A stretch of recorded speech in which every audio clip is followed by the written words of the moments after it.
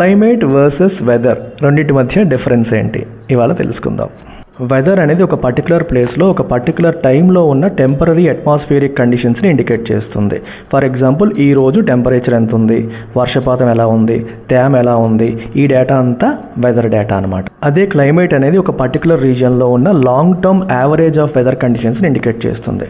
For example ఒక particular ఏరియాలో గత 30 సంవత్సరాలుగా యావరేజ్గా టెంపరేచర్స్ ఎలా ఉన్నాయి, యావరేజ్గా వర్షపాతం ఎలా ఉంది, యావరేజ్గా హ్యూమిడిటీ ఎలా ఉంది, ఈ డేటాని మనం క్లైమేట్ రిలేటెడ్ డేటా అని చెప్పేసి అంటాం. ఇప్పుడు ఎవరన్నా మనల్ని అరకు క్లైమేట్ ఏంటి అని అడిగారు అనుకోండి, మీరు ఏం చెప్తారు? జనరల్గా అరకులో ఎలా ఉంటుంది అని అర్థం. అంటే జనరల్గా అరకులో చల్లగా ఉంటుంది కాబట్టి అరకుది కోల్డ్ క్లైమేట్ అంటాం.